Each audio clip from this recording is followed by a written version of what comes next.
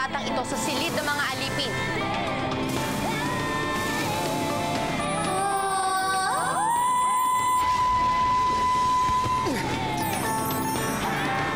Nagpapakatatag lamang ako.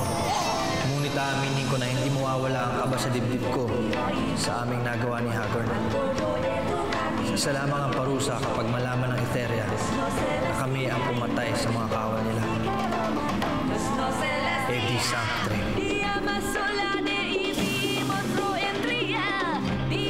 Anong nangyayari dito? Isa siya sa mga pinaslang sa isa sa iyong mga pangkat. Sabihin mo sa akin kung sinong umutas sa aking pangkat. Si Prinsipe Hagorn ng Hatoria at si Prinsipe Rakim ng Sapiro.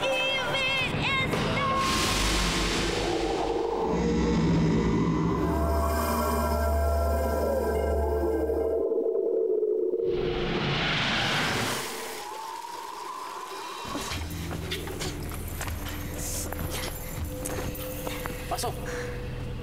Ito ang magiging silid tulugan nyo. Kasama ang iba pang alipin. Hindi kami alipin! Sheda! Ipagpaumanhin niyo po ang aking kapatid. Nahihibang lamang siya eh. Huwag kayong magkakamaling tumakas dito. Pagkat sino man tumakas, ay pinaparusahan.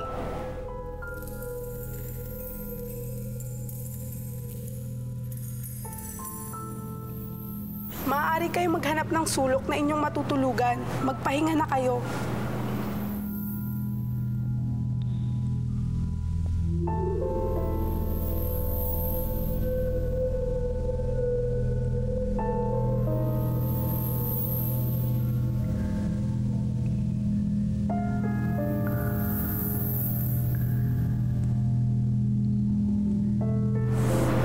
Nagdurugo ang puso ko sa gantong pagturing sa mga diwata.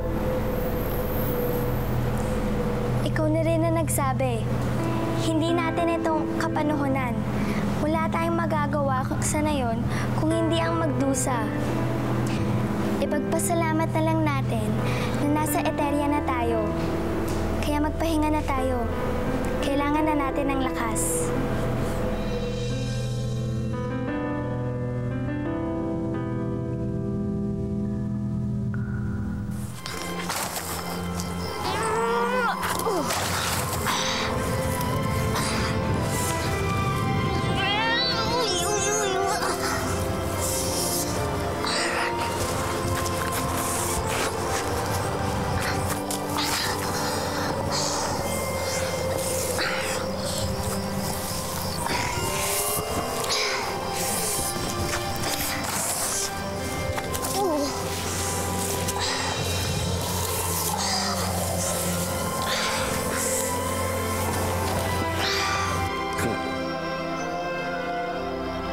Bakit mo gusto matutong humawak ng sandata? Hindi ka pa handa. Nais ko lamang matuto. Nais ko lamang gumaling sa paghawak nito. Upang maipagtanggol si Ama sa pagbalik ng mga Etherian.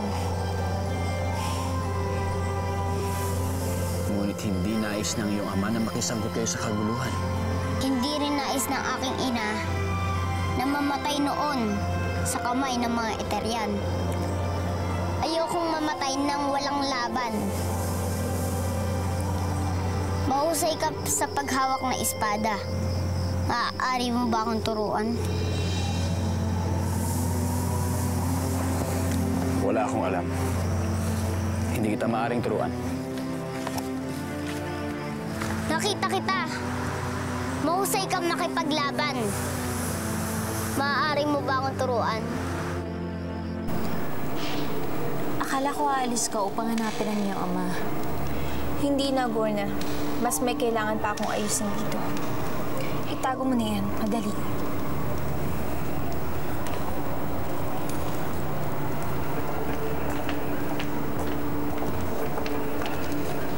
Mahal na Hera Menea, nandito ang pinuno na si Victu.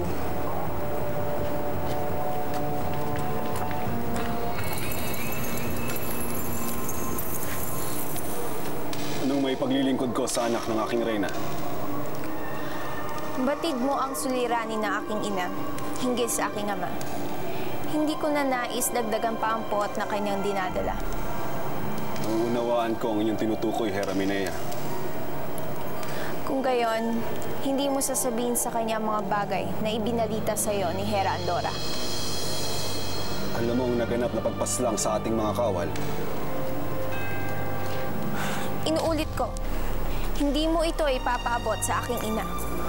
Kinakailangan parusahan si Prinsipe Rakim at Prinsipe Hagon. Ako na magpaparusa sa kanila. Inuulit ko, hindi dapat ito malaman ng aking ina. Ikaw ang mananagot sa akin kapag nalaman nito ng aking ina.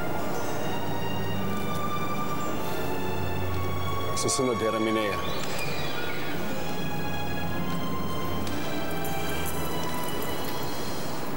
Hindi ba't alam mo na wala na ako naalala to sa akin nakaraan?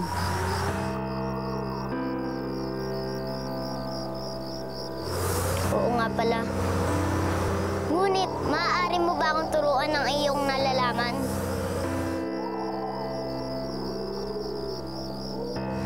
Nakikiusap ako. Turuan mo ko. Ngunit magagalit ang iyong ama. Hindi ko sasabihin sa kanya. O kanino man na tinuruan mo ko.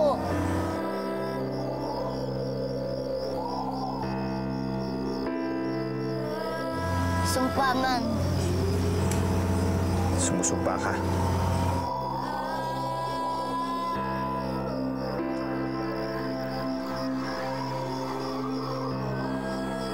Kung gano'n, maghanda ka.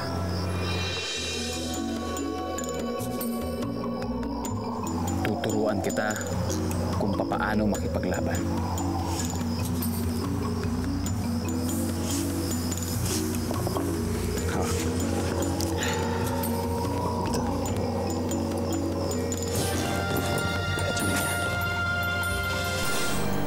Hera Minea, kung tama ang aking narinig, ang ginawa ni Prinsipe Rakim at ng kanyang kasama ay katumbas ng pagtataksil sa Eteria. At nararapat lamang na malaman to ng iyong ina.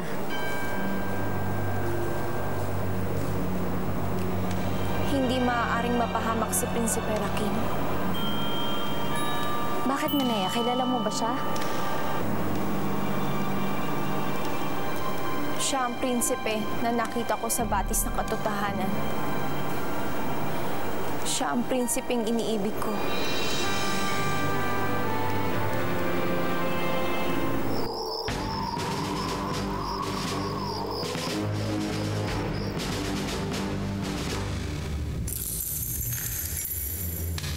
Saan ka nang galing, Andorra? Sa Hera Andala, Ma. Doon ako nagmula. Nakisagap ka ba ng balita tungkol sa pagtataksil ni Memen kay Abrea? Pinagtataksilan ng reyna ng kanyang asawa? Alam na ng lahat, hindi mo pa alam. Pareho nga kayo magkapatid. Hindi kayo marunong gumamit ng isip. Hindi sa hindi ako marunong gumamit ng isip. Hindi lang ako nakikialam sa buhay ng iba. Kapag hindi nalutas ni Abrea ang suliraning ito, maaaring mawala sa kanyang korona. At ako bilang pinuno ng Hera Sensa, o si Silatos na siyang pinuno ng Hera Polo, o si Asnan na siyang pinuno ng Hera Ayega, ang maaaring pumalit sa kanya. Kung ako ang papalit sa reyna, sino sa inyong dalawa ni Animus ang may kakayahang mamuno sa ating Hera? Mas matanda si Animus sa akin ng ilang sandali, kaya siya nararapat na humalili sa inyo. Wala. Ni isa man sa inyo hindi maaaring mamuno. Dahil kahit sino sa inyo, wala pang kakayahan. Walang kakayahan? O hanggang ngayon, sinisisi niyo pa rin kami sa pagkamatay ni Ina? Hindi namin ginusto ni Animus na mamatay si Ina sa pagsilang sa amin. Hindi namin ginusto mamatay si Ina. Ang pagsisilang ng dalawang anak ng sabay ay isang masamang sumpa. Nasa sinapok ko ng palangkay ng inyong ina. Hinilan niyo na siya sa hukay. Sana kung ganon, mga bata pa lang kami, pinatay niyo na lang kami ni Animus. Sana kilitin niyo na lang ang mga buhay namin. Mas mabuti ang ganito, Andorra. Para pang habang buhay, maipapadama ko sa inyo na pareho kayong walang halaga sa akin.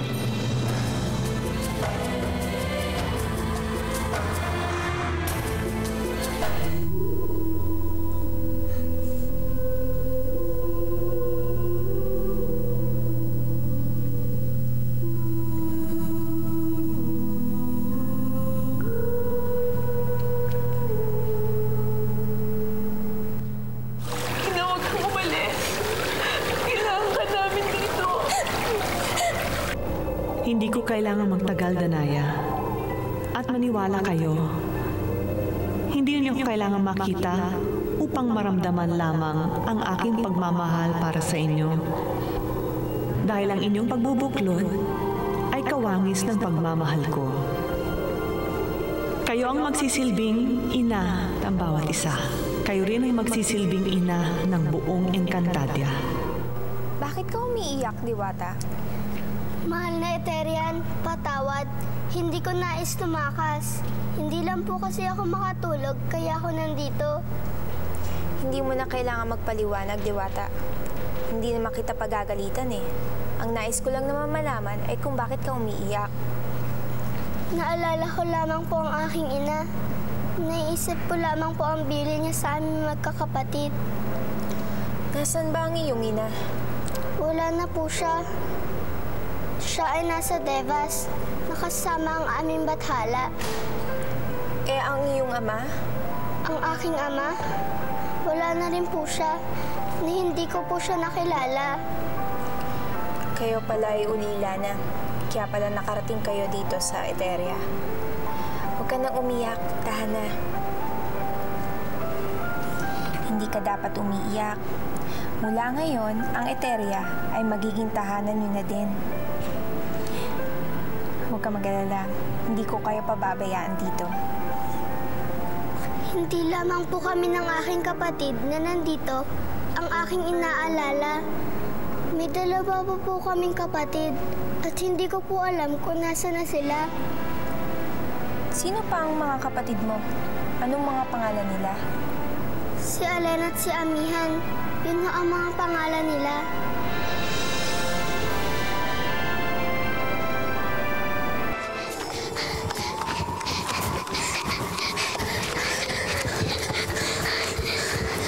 Tama na. Nakalayo na tayo. Nasundan kaya tayo ng humuli sa atin kanina? Hindi na siguro.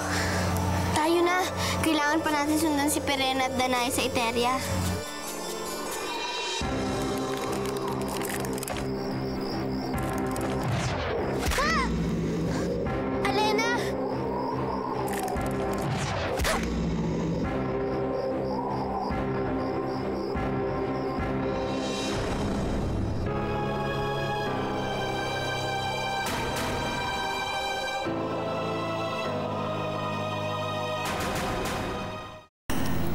Napakaganda naman ng mga pangalan ng mga kapatid mo. Eh ikaw, ano ang pangalan mo? Danaya. At ang aking kapatid na kasama ko dito ay si Perena. Danaya? Perena? Bakit ho? Wala. Huwag ka mag-alala. Ipapahanap ko ang mga kapatid mo para makasama niyo sila dito. Talaga ho? Pangako. Salamat ho. Maraming salamat sa inyo.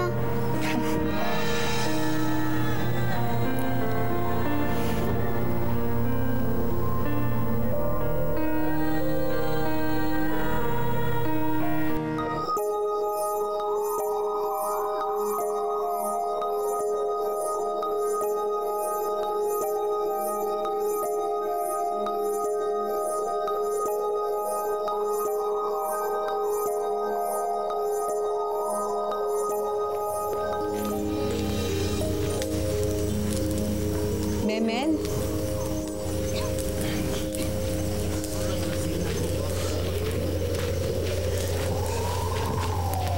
tingnan mo, oh. Napakabilis ng paglaki ng aking sinapupunan. Huwari nagmamadaling lumabas ang ating anak.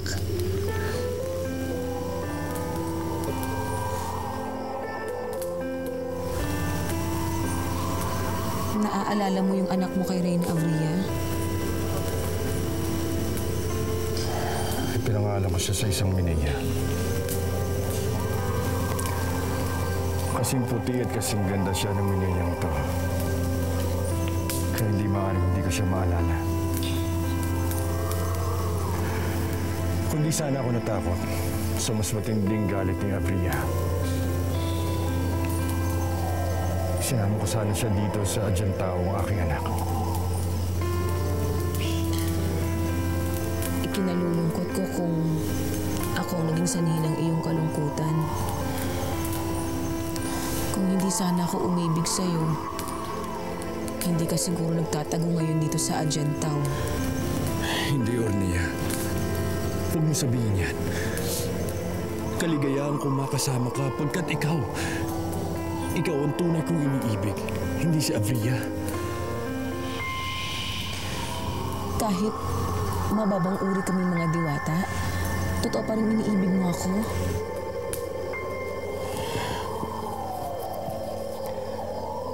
Kalahati ng aking dugo ay diwatang alipin tulad mo. Kalahati ay terya na bagamat may dugong bugha, tanda ng isang tunay na hera. Hindi ko yung kinikilala. Ornia, mas niyayakap ko ang pagiging diwata ko tulad mo kaysa maging Itaryan. Dahil ito lamang ang tanging paraan para magkasama tayo.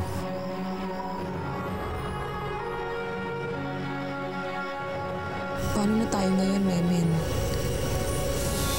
Mananatili tayo dito sa Adyantao hanggang sa makapanganak ka. May awang bathalang Emre. At alam kong hindi niya tayo pababayaan.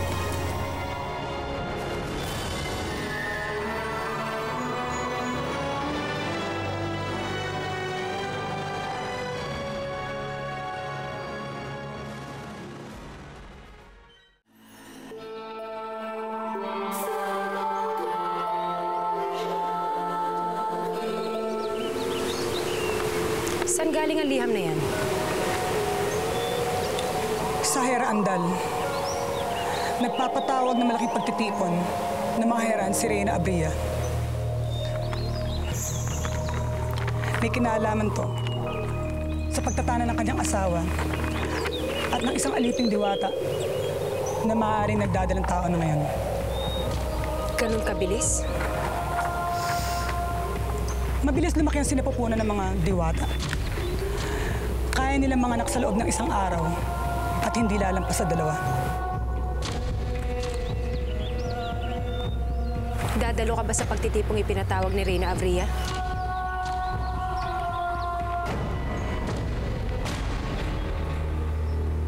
May suliranin pa tayong hinaharap dito. At hanggang ngayon, hindi pa bumabalik ang aking anak. At nalalapit na ang pagdiriwang ng ating talpas.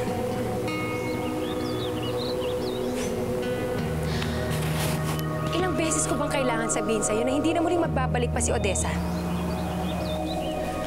Hindi niya kaya mabuhay mag-isa.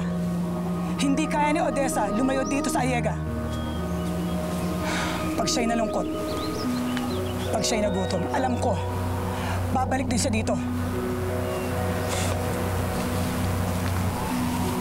Kilala mo si Odessa. Alam mong matatag ang kanyang kalooban. Naniniwala akong kayang gawa ng paraan ni Odessa para mabuhay ang kanyang sarili.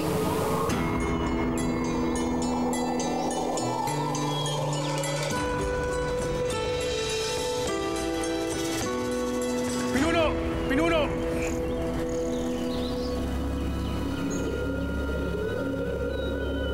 May Itaryan na parating. Sila Memen at Ornia. Nasaan nilang kubol? Siguraduhin mo hindi sila lalabas upang di sila makita.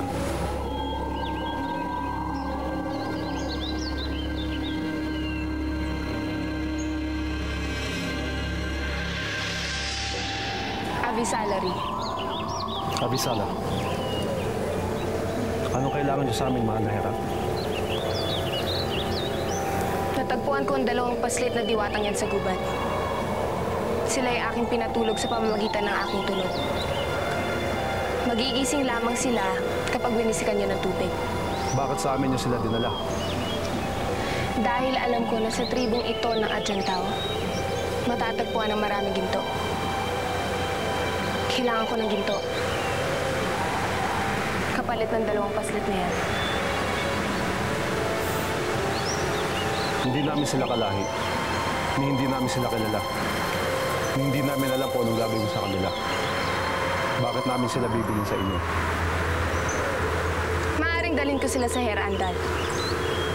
Ngunit magiging alipin lamang sila doon. Yun ba ang nais niyo?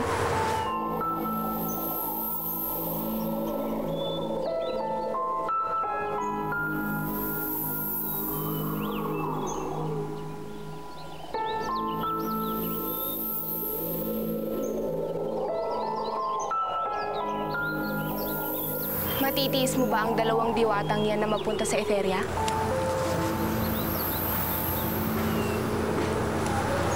Hintayin mo ako. Kukuha ako ng ginto na nais mo. Sabi ko na nga ba, hindi ako mabibigo sa pagtungo ko rito.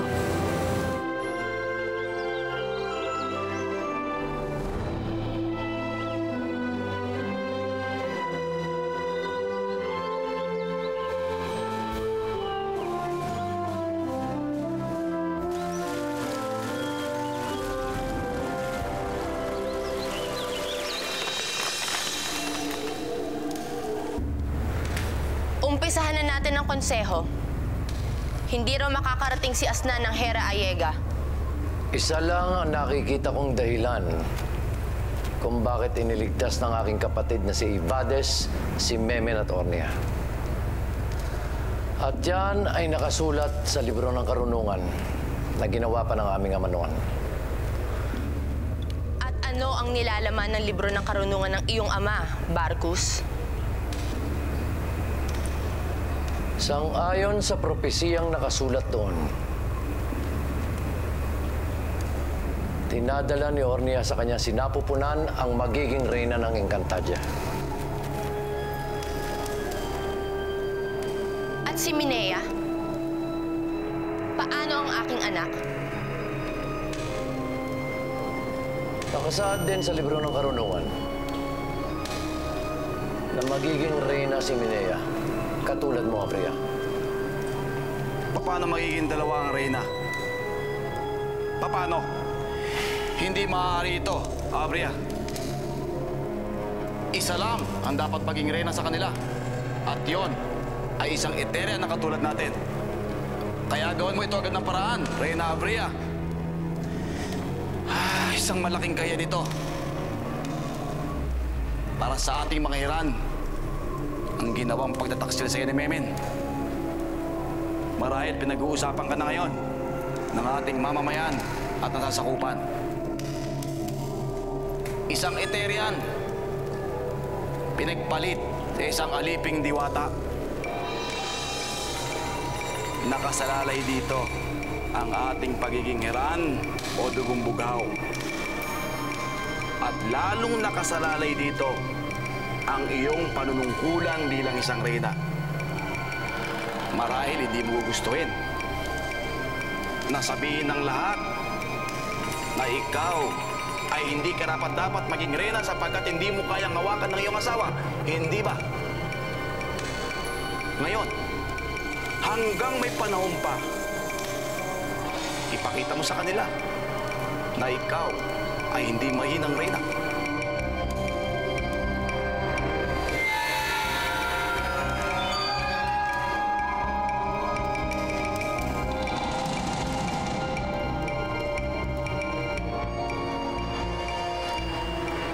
Neushne!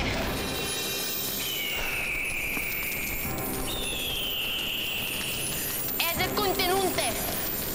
Hanapin mo ang kinaroroonan ni Ornia. Kailangan makita sila. Kailangan mamatay ang mag-ina.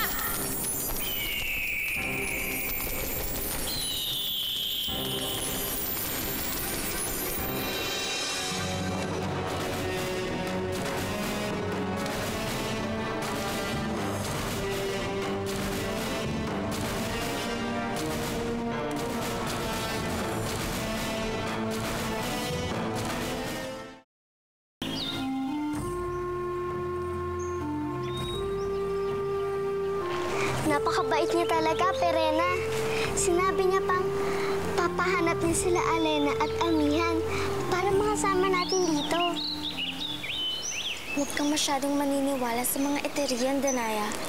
Pagkat anong bait na ipakita nila sa'yo, ay kaaway pa rin natin sila. Ngunit iba ang anak ng Rina. Iba siya kaysa sa mga kalahi niya. Sheda, Danaya. Nais kong ipaalala sa'yo, meron tayong misyon dito. Ang wasakin ng gininto ang orasan at patayin ang mga bantay at kung sino man hahadlang sa atin. Kaaway ang mga Eterian, Danaya. Lalo na ang Reyna at ang kanyang anak. Kaya kung sakaling makabalik dito sila Amihan at Alena, at kung sakaling makakabalik pa tayo sa dati nating anyo, sila ang una nating papaslangin.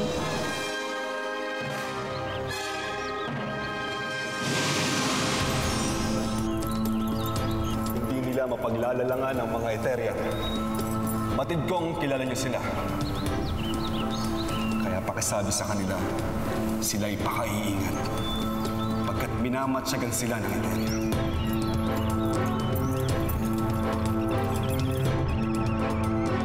Magandang balita! Manganganak na si Ornia! Tila matutupad na ang propesiya. Ipapanganak na nga rito sa Adyantaw ang tagapagligtas ng Diwata. Hindi na maganda ang kutob ko. Kailangan makalis na tayo dito. Mimen! Sino kayo? At paano kayo nakapasok dito?